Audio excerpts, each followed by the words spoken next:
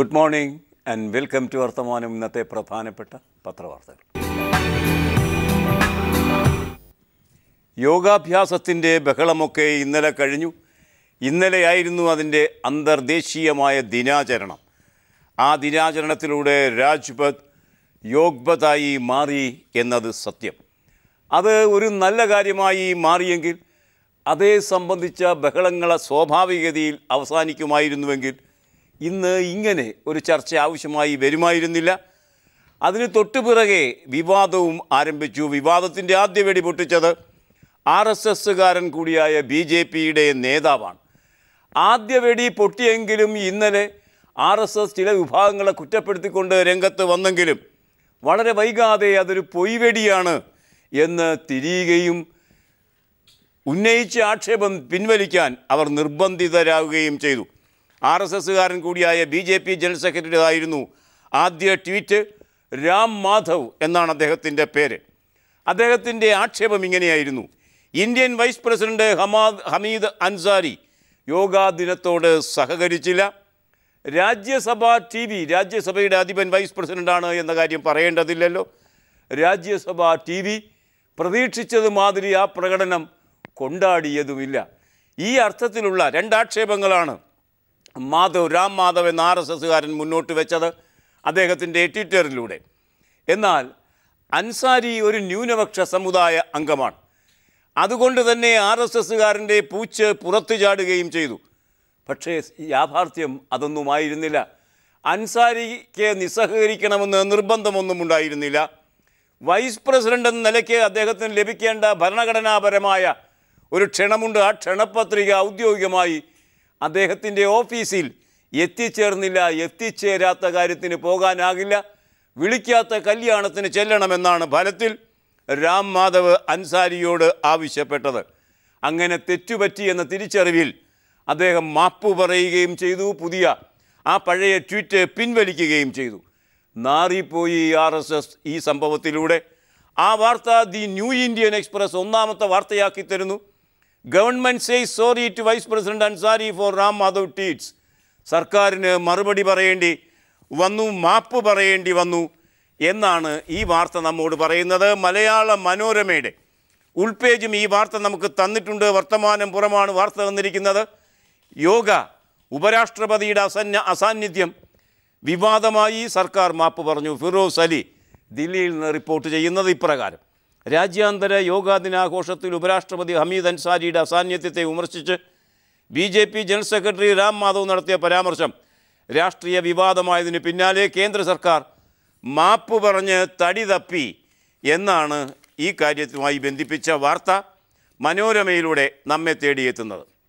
ഇങ്ങനെയൊക്കെ ആണെങ്കിലും യോഗ എന്ന പരിപാടി നിർബന്ധമൊന്നുമാക്കുകയില്ല, മാൻഡേറ്ററി ആക്കുകയില്ല എന്നൊക്കെ പ്രധാനമന്ത്രി നരേന്ദ്രമോദി പറയുന്നെങ്കിലും യോഗ നിർബന്ധിതമാക്കുക തന്നെ ചെയ്യും. നിർബന്ധ പാഠ്യവിഷയമാക്കാൻ തീരുമാനമെടുത്തു കഴിഞ്ഞ കാര്യം ആദ്യഘട്ടത്തിൽ പറഞ്ഞത് എല്ലാവരും യോഗാഭ്യാസത്തിന് വിധേയമാകണം, മാൻഡേറ്ററിയാണ്, സൂര്യ നമസ്കാരം ചെയ്യണം. എന്നാൽ പിന്നീട് പറഞ്ഞു ഇത് നിർബന്ധമായൊരു കാര്യമല്ല, സൂര്യ നമസ്കാരം എന്ന പദ്ധതി തന്നെ എടുത്ത് കളയുകയും ചെയ്തു. ഇതാ തൊട്ടുപിറകെ യോഗാ പ്രയോഗത്തിൻ്റെ ഒരു ദിവസം കഴിഞ്ഞപ്പോൾ യോഗ നിർബന്ധിത പാഠ്യവിഷയമാക്കും എന്ന് സ്മൃതി ഇറാനി വിദ്യാഭ്യാസ വകുപ്പ് മന്ത്രി പറഞ്ഞിരിക്കുന്ന കാര്യം പത്രലോകം നമുക്ക് തരുന്നു. ദീപിക എന്ന പത്രം ഒന്നാം പേജിൽ അത് പാഠ്യവിഷയമാക്കുന്നു, നിർബന്ധിതമാക്കുന്നു, വിദ്യാർത്ഥികളുടെ ഇടയിലെങ്കിലും എന്ന വാർത്ത എത്തിക്കുന്നു. കേന്ദ്ര സർക്കാരിൻ്റെ സ്കൂളുകളിലും അധ്യാപക പരിശീലന കോഴ്സുകളിലും യോഗ നിർബന്ധിത പാഠ്യവിഷയമായി ഉൾപ്പെടുത്തുമെന്ന് കേന്ദ്ര മാനവ വിഭവശേഷി മന്ത്രി സ്മൃതി ഇറാനി പറയുന്നത് വഴി അത് നിർബന്ധിതമാക്കാനുള്ള ഒരു അരങ്ങ് തന്നെയാണ് യോഗാഭ്യാസ പ്രകടനം നടത്തിയത്, അത് തുറന്നു വെച്ചത് എന്ന് വ്യക്തമാക്കപ്പെട്ടിരിക്കുന്നു. അതുകൊണ്ട് ചെറിയ തോതിലൊന്നും അത് കടന്നു പോകാൻ പോകുന്നില്ല. ഏതായാലും യോഗാഭ്യാസത്തിൻ്റെ ഈ പരസ്യ പ്രകടനമുണ്ടല്ലോ, ആ പരസ്യ പ്രകടനത്തിനും പ്രചാരണത്തിനുമൊക്കെയായി വൻതോതിലാണ് പണം ചെലവഴിച്ചത്. കോടിക്കണക്കിന് 100 കോടിയിലധികം രൂപ ഒരൊറ്റ ദിവസം പൊടിപൊടിച്ചുകൊണ്ടാണ് യോഗയെ ലോകോത്തരമാക്കി പ്രഖ്യാപിക്കാൻ പ്രധാനമന്ത്രി നരേന്ദ്രമോദി ശ്രമിച്ചത് എങ്കിൽ ഇന്ത്യയിൽ 20 ലക്ഷം കുട്ടികൾക്ക് സാമാന്യം പ്രാഥമിക വിദ്യാഭ്യാസം ലഭിക്കാത്ത അവസ്ഥയുണ്ട് എന്നാണ് ഐക്യരാഷ്ട്രസഭയുടെ കണക്ക്. ആ കണക്കിൻ്റെ അടിസ്ഥാനത്തിൽ ഇന്ത്യ 1-ാം സ്ഥാനത്തുമാണ്. അങ്ങനെ 20 ലക്ഷം കുട്ടികൾക്ക് പ്രാഥമിക വിദ്യാഭ്യാസം ലഭിക്കാൻ കഴിയാതിരിക്കുന്ന രാജ്യമാണ് യോഗയ്ക്ക് വേണ്ടി 100 കോടി പൊടിച്ചത് എന്ന ആക്ഷേപവും രംഗത്ത് വന്നു കഴിഞ്ഞിരിക്കുന്നു. അതുകൊണ്ട് ഭിന്നാഭിപ്രായങ്ങളുടെ ഒരു ലോകം യോഗയിലൂടെ പുറത്തേക്ക് വന്നിരിക്കുന്നു എന്നാണ് ഇന്നത്തെ വാർത്ത നമ്മോട് പറയുന്നത്. അരുവിക്കരയുമായി ബന്ധിപ്പിച്ച വാർത്തകൾ നമ്മെ തേടിയെത്തുന്നു. ഇന്ന് ജൂൺ 23. ഇന്നേക്ക് 3 നാൾ കൂടിയാണ് അരുവിക്കരയിൽ പരസ്യപ്രചരണത്തിൻ്റെ കൊടുങ്കാറ്റ് ആഞ്ഞടിക്കാൻ പോകുന്നത്. 26-ാം തീയതി കുലീനമായ നിശബ്ദതയായിരിക്കും. അരുവിക്കരയെ മൂടി നിൽക്കുക. 27-ന് വോട്ടെടുപ്പ്. ആ സാഹചര്യത്തിൽ എങ്ങനെയാണ് ഇന്നത്തെ ദൃശ്യം? ആ വാർത്ത സിറാജ് എന്ന പത്രം 1-ാം പേജിൽ പ്രാധാന്യത്തോടെ തരുന്നു. അരുവിക്കരയുടെ അവസ്ഥയെന്ത്? പോരാട്ടം ഇഞ്ചോടിഞ്ച്, മനസ്സ് തുറക്കാതെ മഹാമൗനം പാലിക്കുന്നു. ഉള്ളറകളിൽ അരുവിക്കര തൻ്റെ മനസ്സിൻ്റെ ഉള്ളിൽ എന്താണുള്ളത് എന്ന് അരുവിക്കര ശേഷം ലോകത്തോട് പറയുന്നില്ല. പോളിംഗ് ബൂത്തിലേക്ക് നീങ്ങാൻ 4 നാൾ മാത്രമെങ്കിലും അരുവിക്കര ഇനി മനസ്സ് തുറക്കുന്നില്ല. പോരാട്ടച്ചൂടിൻ്റെ വീറും വാശിയും പ്രചാരണ രംഗത്ത് അങ്ങേയറ്റം പ്രകടനമായി കഴിഞ്ഞിരിക്കുന്നു എന്നാണ് ഇതുമായി ബന്ധിപ്പിച്ച വാർത്തകളിൽ നമുക്ക് വായിക്കാൻ കഴിയുന്നത്. കാർത്തികേയൻ്റെ ഭാര്യ സുലേഖ ടീച്ചർ കുടുംബയോഗങ്ങളിൽ വോട്ട് ചോദിക്കുന്നത് തന്നെ കാർത്തികേയന് വേണ്ടിയാണ്, ശബരിനാഥിന് വേണ്ടിയല്ല. VS അച്യുതാനന്ദൻ തന്നെയാണ് LDFിൻ്റെ തുറുപ്പ് ചീട്ട്. VS പങ്കെടുക്കുന്ന പൊതുയോഗങ്ങളിലേക്ക് അഭൂതപൂർവമായ ജനക്കൂട്ടം ഒഴുകുന്നത് UDFിനെയും ആശങ്കപ്പെടുത്തുകയാണ് ചെയ്യുന്നത്. O രാജഗോപാലും പ്രചാരണ രംഗത്ത് ഒട്ടും പുറകിലല്ല. അങ്ങനെ ഇഞ്ചോടിഞ്ച് കൊമ്പോട് കൊമ്പ് കോർത്തുകൊണ്ടാണ് അവിടെ പ്രചാരണം മുറുകുന്നത്. അതുകൊണ്ട് തന്നെ മനസ്സ് തുറക്കാത്ത മൗനത്തിലാണ് അരുവിക്കര ഇപ്പോഴും എന്ന നിരീക്ഷണം സിറാജ് മുന്നോട്ട് വയ്ക്കുന്നു. ഇന്ന് അരുവിക്കര മണ്ഡലത്തിൽ VS Achuthanandan, KR Gouriamma, AK Antony, Suresh Gopi, Innocent തുടങ്ങിയ അതികായന്മാർ പ്രചാരണ രംഗത്ത് എത്തുന്നതോടെ ശബ്ദായമാനമായ അന്തരീക്ഷം കൂടുതൽ ശബ്ദായമാനമായി തീരും എന്നാണ് അരുവിക്കരയിൽ നിന്നുള്ള വാർത്ത നമ്മോട് പറയുന്നത്. മാണി ശുദ്ധനാണ്, നല്ലവനാണ്. പക്ഷേ അരുവിക്കരയിലെ ജനങ്ങൾക്ക് അദ്ദേഹത്തെ വേണ്ട എന്ന് തീരുമാനിച്ചത് UDF തന്നെയാണ്. ശുദ്ധനും നല്ലവനും ശുഭ്രനുമൊക്കെയാണെങ്കിൽ എന്തുകൊണ്ട് മാണിയെ അരുവിക്കരയിൽ അവതരിപ്പിച്ചുകൂടാ? വേണമെങ്കിൽ മാണിയെ അവതരിപ്പിക്കുമ്പോൾ വരുന്ന ചിലവുകളെല്ലാം ഞങ്ങൾ വഹിച്ചോളാം എന്ന് VS സുനിൽകുമാർ MLA പറഞ്ഞിട്ടും മാണി അരുവിക്കരയിലെത്തുന്നില്ല. മാണിയുടെ ഓർമ്മ നിലനിർത്തുന്ന ഒരു കാര്യവും അരുവിക്കരയിൽ വേണ്ട എന്ന് UDF തീരുമാനിച്ചതിൻ്റെ നേർസാക്ഷ്യമിത. ബാറിൽ വോട്ട് പോകുമെന്ന് ഭയം, മാണിയെ ഒഴിവാക്കി UDFിൻ്റെ അഭ്യർത്ഥന. മാണിയുടെ പേര് പറഞ്ഞാൽ അരുവിക്കരയിൽ വോട്ട് കിട്ടില്ല എന്ന തിരിച്ചറിവിൽ UDF സ്ഥാനാർത്ഥിയുടെ അഭ്യർത്ഥനയിൽ നിന്ന് KM മാണിയുടെ പേര് കോൺഗ്രസ് വെട്ടിമാറ്റി. കോൺഗ്രസിൻ്റെ ഈ നടപടിയിൽ കേരള കോൺഗ്രസ് അതിൻ്റെ എതിർപ്പ് പ്രകടിപ്പിച്ചു കഴിഞ്ഞിരിക്കുന്നു. മാണി എന്ന വന്ധ്യവയോധികനെന്ന് വിശേഷിപ്പിക്കുന്ന, ആ മഹാമേരു എന്നൊക്കെ വിശേഷിപ്പിക്കുന്ന നേതാവുണ്ടല്ലോ, മാണി സാർ എന്ന് ആദരണീയമായി മാണിയെ വിളിച്ചുകൊണ്ടിരുന്ന PC ജോർജ് ഇപ്പോൾ ഇയാൾ മാണി, ഏത് മാണി എന്ന നിലയ്ക്കൊക്കെയാണ് സംസാരിക്കുന്നത്. ആ അർത്ഥത്തിൽ ഗ്രാഫ് താഴ്ന്നു പോയ ആ നേതാവിൻ്റെ പേര് പോലും അരുവിക്കരയിൽ ഉച്ചരിച്ച് സ്വയം നാറണ്ട എന്നാണ് UDF തീരുമാനിച്ചിരിക്കുന്നത്. മാണിയെ പ്രോസിക്യൂട്ട് ചെയ്യാമെന്ന് നിയമവിദഗ്ധർ അഭിപ്രായപ്പെട്ടിരിക്കുന്ന വാർത്ത ദേശാഭിമാനി പൊതുവാർത്താ പേജിൽ പ്രാധാന്യത്തോടെ തരുന്നു. ബാർക്കോഴയുമായി ബന്ധിപ്പിച്ച വാർത്തയിൽ അതിങ്ങനെ: ബാർക്കോഴ കേസിൽ ധനമന്ത്രി KM മാണിക്കെതിരെ വിജിലൻസ് കുറ്റപത്രം നൽകേണ്ടി വരുമെന്ന് നിയമവിദഗ്ധർ. കേസിൽ മാണിയെ പ്രോസിക്യൂട്ട് ചെയ്യാൻ ആവശ്യമായ തെളിവ് ലഭിച്ചതായി അന്വേഷണ ഉദ്യോഗസ്ഥനും തന്നെ വെളിപ്പെടുത്തിയതിനാൽ കേസ് അട്ടിമറിച്ചാൽ വിജിലൻസ് ഡയറക്ടർ അതിന് കോടതിയുടെ മുന്നിൽ മറുപടി പറയേണ്ടി വരും എന്ന തിരിച്ചറിവാണ് മാണിയെ പ്രോസിക്യൂട്ട് ചെയ്യാൻ കഴിയും എന്ന് നിയമവിദഗ്ധർ ചൂണ്ടിക്കാണിക്കാൻ ഇടയായിരിക്കുന്ന കാര്യം എന്നാണ് ദേശാഭിമാനി പറയുന്നത്. ബാർക്കോഴയിൽ വിൻസെൻ്റ് M പോൾ തൻ്റെ കൈകൾ ശുദ്ധമാക്കാനുള്ള തീവ്രമായ ശ്രമത്തിലാണ്. 4 മാസം കൂടിയേ ഉള്ളൂ ഇനി ആ കസേരയിൽ. അതുകൊണ്ട് ഇതുവരെ താൻ പടുത്തുയർത്തിയ നല്ല പേര് നിലനിർത്തണമെന്ന് നിർബന്ധം അദ്ദേഹത്തിനുണ്ട് എന്ന് തോന്നുന്നു. കാഴ്ചയിൽ സുന്ദരനായിരിക്കുന്ന ആ മനുഷ്യൻ റിട്ടയർ ചെയ്തു പോകുമ്പോഴും അദ്ദേഹത്തിൻ്റെ നിയമവാഴ്ചയിലുള്ള സൗന്ദര്യം നഷ്ടപ്പെടരുത് എന്ന് വാശിയുള്ളത് കൊണ്ട് ബാർക്കോഴയിൽ അദ്ദേഹം വീണ്ടും നിയമോപദേശം തേടി കത്തയച്ചു. ഒരാഴ്ച മുന്നിൽ നിയമോപദേശം തേടി കത്തയച്ചു. ഇന്ത്യയിലെ ഏറ്റവും പ്രധാനപ്പെട്ട ആളുകൾക്കാണ് കത്തയച്ചത്. ഡയറക്ടർ അറ്റോർണി ജനറലിനും സോളിസിറ്റർ ജനറലിനും. ദില്ലിയിലുള്ള അറ്റോർണി ജനറൽ, സോളിസിറ്റർ ജനറൽ ഇവരോട് ഉപദേശം ചോദിക്കുകയാണ്. KM മാണിക്കെതിരെ ഇങ്ങനെയുള്ള കാര്യങ്ങളാണ് എത്തിയിരിക്കുന്നത്, ഇത് വെച്ച് കുറ്റപത്രം സമർപ്പിക്കാൻ കഴിയുമോ ഇല്ലയോ എന്ന് അങ്ങ്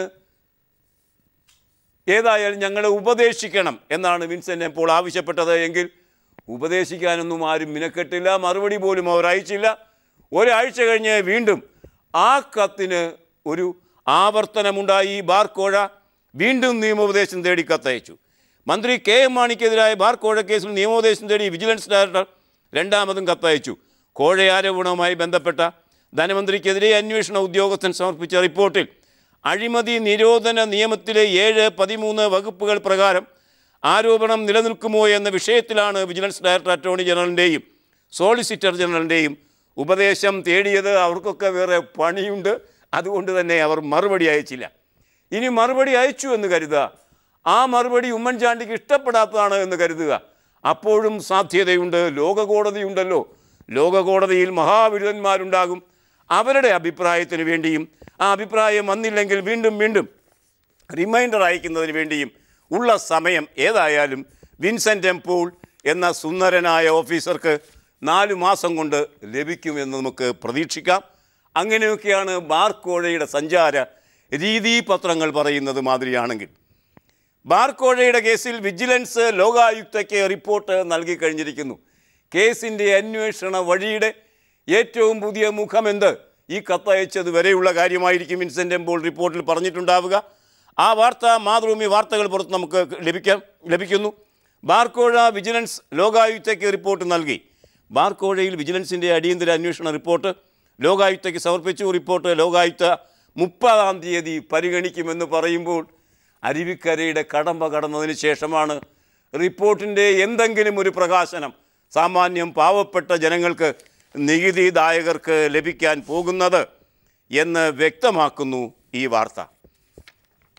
ഇന്നലെ അഫ്ഗാനിൻ്റെ പാർലമെൻറ്റ് ആക്രമണം, ഭീകരർ നടത്തിയ ആക്രമണം സംഭവിച്ചു. 7 മുതൽ 9 പേര് വരെ വധിക്കപ്പെട്ടു. വ്യത്യസ്ത രീതിയിലാണ് വധിക്കപ്പെട്ട ആളുകളുടെ അംഗസംഖ്യ വ്യത്യസ്ത പത്രങ്ങൾ നൽകിയിരിക്കുന്നത്. അഫ്ഗാൻ പാർലമെൻറ്റിന് നേരെ ഭീകരാക്രമണം എന്ന രീതിയിൽ കേരള കൗമുദി അത് ലീഡാക്കുന്നു. കാണുക, അഫ്ഗാൻ പാർലമെൻറ്റിൽ ഭീകരാക്രമണം, MP-മാർ സുരക്ഷിതർ, 19 പേർക്ക് പരിക്ക്, 7 ഭീകരർ കൊല്ലപ്പെട്ടു. അഫ്ഗാനിസ്ഥാനിൽ പാർലമെൻറ്റിന് നേരെ ആക്രമണം നടത്തിയ 6 താലിബാൻ ഭീകരരെ സൈന്യം വെടിവെച്ചു കൊന്നു. ഏറ്റുമുട്ടലിൽ 4 സ്ത്രീകളടക്കം 19 പേർക്ക് പരിക്കേറ്റു. പരിക്കേറ്റവരെ ആശുപത്രിയിൽ പ്രവേശിപ്പിച്ചു. ആക്രമണത്തിൽ MP-മാർക്ക് ആർക്കും പരിക്കില്ല എന്ന സചിത്ര വാർത്തയാണ് കേരള കൗമുദി ഇന്ന് ലീഡ് വാർത്തയാക്കിയിരിക്കുന്നത്. കേരളത്തിലെ NGO-മാർക്കും അധ്യാപകർക്കും പേർത്തും സന്തോഷിക്കാൻ പാകത്തിലുള്ള വാർത്ത ഇന്ന് മലയാള മനോരമ എന്ന പത്രം ആഘോഷപൂർവ്വം അവർക്ക് വിളമ്പി കൊടുത്തിട്ടുണ്ട്. ചെറിയ തോതിലല്ല വിളമ്പി കൊടുത്തിരിക്കുന്നത്, ലീഡ് വാർത്തയാക്കിയിരിക്കുകയാണ്.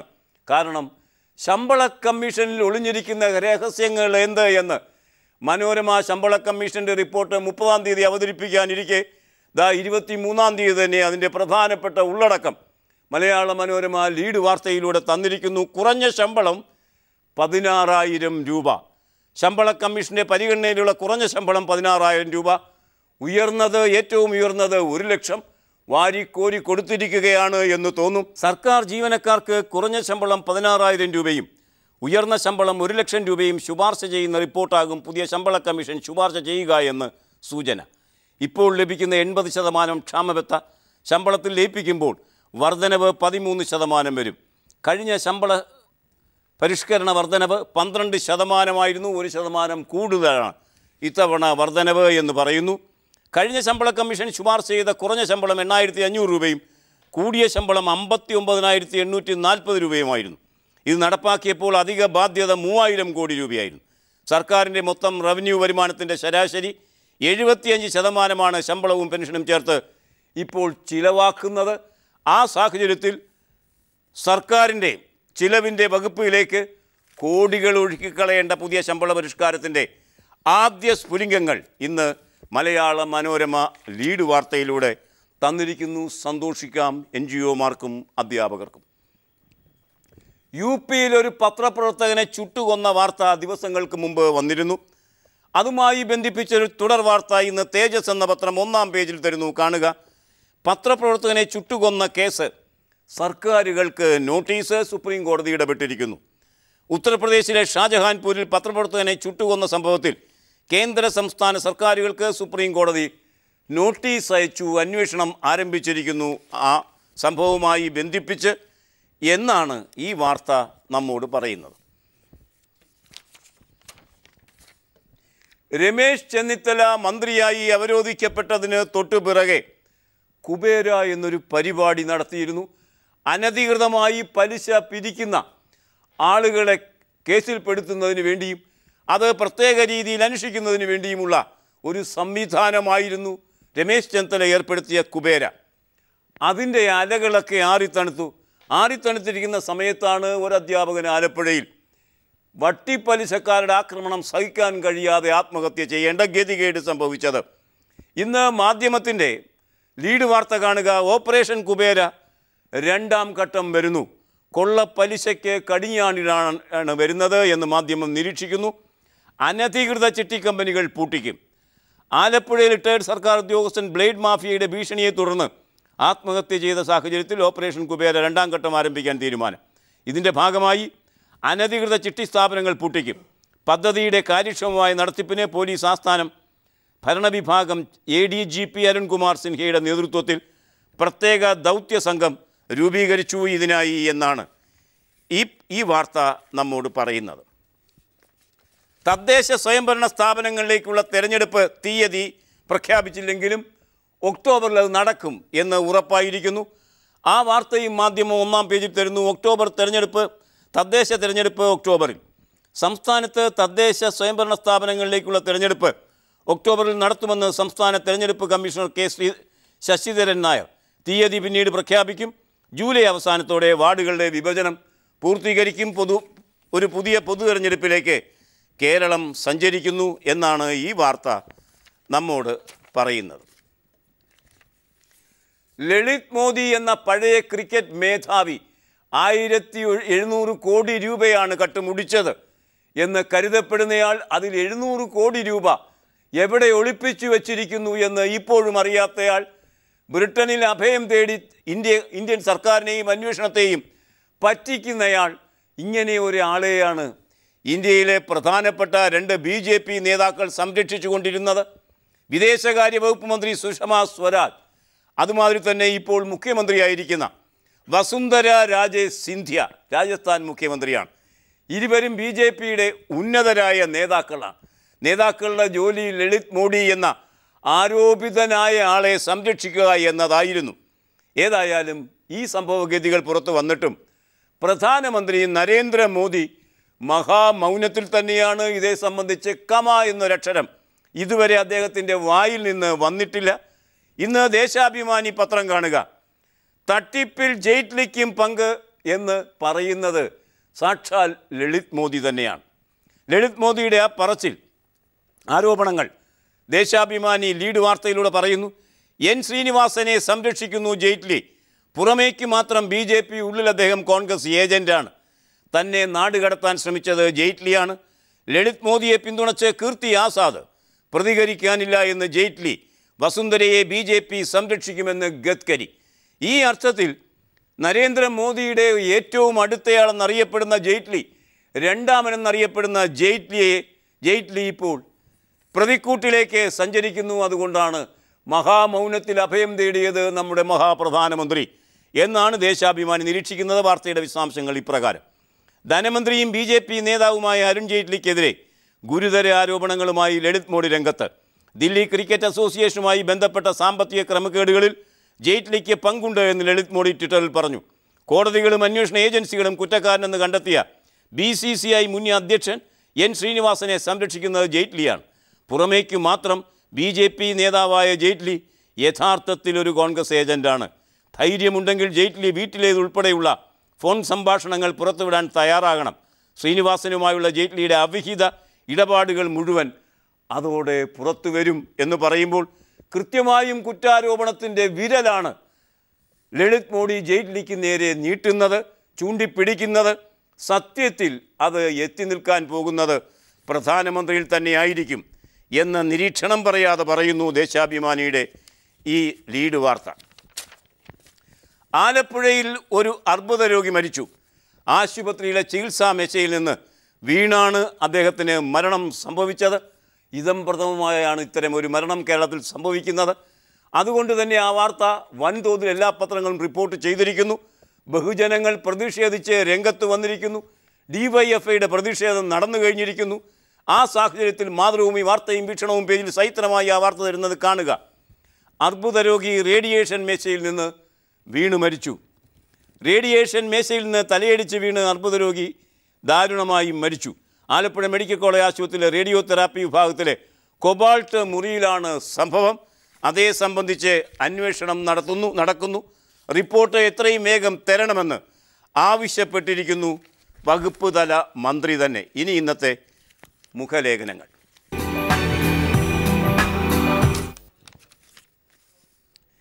ക്രിക്കറ്റും അതിന് ലഭിക്കുന്ന അതിരുവിട്ട പ്രചാരണവും അത് കൂടിക്കിഴഞ്ഞു കിടക്കുന്ന ദേശീയതയും പണവും എല്ലാം കൂടിക്കലർന്ന് ഒരു ആഭാസ കലവി ഇന്ത്യയിൽ സൃഷ്ടിച്ചിട്ടുണ്ട്. അത്തരമൊരു സാഹചര്യത്തിൽ ലളിത് മോദി വിവാദം കത്തിപ്പടരുന്ന സമയത്ത് അശോകൻ അദ്ദേഹത്തിന് ഡൽഹി കത്തിൽ ചില കാര്യങ്ങൾ തുറന്നു പറയാൻ നിർബന്ധിതമായിരിക്കുന്നു. മാതൃഭൂമിയുടെ എഡിറ്റ് പേജിലൂടെ കാണുക. പ്രധാനമന്ത്രി മൗനം വെടിയണം. അതത്ര എളുപ്പമൊന്നും സംഭവിക്കാൻ പോകുന്നില്ല. സുഷമാ സ്വരാജും വസുന്ധര രാജെ സിന്ധിയും ആരോപണ വിധേയരാക്കപ്പെട്ട ദളിത് മോദി വിവാദം സംബന്ധിച്ച് പ്രധാനമന്ത്രി നരേന്ദ്രമോദി എന്താണ് മൗനം പാലിക്കുന്നത്? കോൺഗ്രസ് വൈസ് പ്രസിഡന്റ് രാഹുൽ ഗാന്ധി ചോദിക്കുന്നു. അങ്ങനെ ക്രിക്കറ്റിലെ അസൂയാവഹമായ പണം കൊണ്ടാവാം ഇന്ത്യയിൽ ക്രിക്കറ്റും രാഷ്ട്രീയവും തമ്മിൽ കെട്ടിപ്പിണഞ്ഞു കിടക്കുകയാണ്. BCCIയുടെ 27 യൂണിറ്റുകളിൽ ഭൂരിഭാഗവും രാഷ്ട്രീയ നേതാക്കളോ അവരുടെ ശിങ്കിടികളോ ആണ് ഭരിക്കുന്നത് എന്ന് അശോകൻ തുറന്നു പറയുമ്പോൾ കളിയല്ല, കളിയിൽ നിന്ന് ലഭിക്കുന്ന പണവും ആ പണം തരുന്ന സ്വസ്ഥതയുമാണ് എല്ലാവരുടെയും നോട്ടം.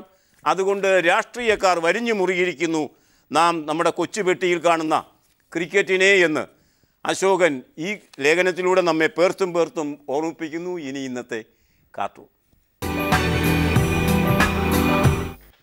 യോഗ കസർത്തിന് തൊട്ടുപിറകെ RSS നേതാവ് ഹമീദ് അൻസാരിയെ കുറ്റപ്പെടുത്താൻ ശ്രമിച്ചു. എന്നാൽ പണി പാളി. ഒടുവിൽ മാപ്പ് പറയേണ്ടിയും വന്നു. ഈ കാർട്ടൂൺ കാണുക. കാർട്ടൂണിൻ്റെ ആദ്യ പകുതിയിൽ നാം കാണുന്നത് കുറ്റപ്പെടുത്തലിൻ്റെ സന്ദേശം അയക്കുന്ന RSSകാരനെയാണ്. എന്നാൽ സന്ദേശ കബോധങ്ങൾ വെടിയിറച്ചിയായി വളരെ പെട്ടെന്ന് തിരിച്ചുവന്ന സുരേന്ദർ കാർട്ടൂൺ ഹിന്ദുവിൽ ഇന്ന് നമുക്ക് കാണാം. ഇനി ഇന്നത്തെ ചിത്രം. തിരുവനന്തപുരം കോർപ്പറേഷനെതിരെ വലിയ അഴിമതിയാണ് ശിവൻകുട്ടി MLA മുന്നോട്ട് വെച്ചത്. ഒടുവിൽ അത് വലിയ ചർച്ചയായി. ചർച്ചയുടെ അവസാനം അഴിമതി ചർച്ച ചെയ്യാൻ തിരുവനന്തപുരം കോർപ്പറേഷൻ്റെ യോഗം ഇന്നലെ കൂടുകയും ചെയ്തു. അതിൻ്റെ ഒരു ബാക്കി പത്രം കാണുക, അതിൻ്റെ ചിത്രം കാണുക. ഒടുവിൽ 2 മിനിറ്റിനുള്ളിൽ പ്രതിപക്ഷങ്ങൾ തമ്മിലടിച്ച് യോഗം അലങ്കോലപ്പെട്ടു. പ്രതിപക്ഷമാണ് യോഗം ആവശ്യപ്പെട്ടെങ്കിലും യോഗം തുടങ്ങി 2 മിനിറ്റിനുള്ളിൽ പ്രതിപക്ഷങ്ങൾ തമ്മിലടിക്കുന്ന ചിത്രം മാതൃഭൂമി നഗരം പേജ് നമുക്ക് തന്നിരിക്കുന്നു. ഇതോടെ ഇന്നത്തെ വർത്തമാനം ഇവിടെ സമാപിക്കണം. Nice day. Good bye.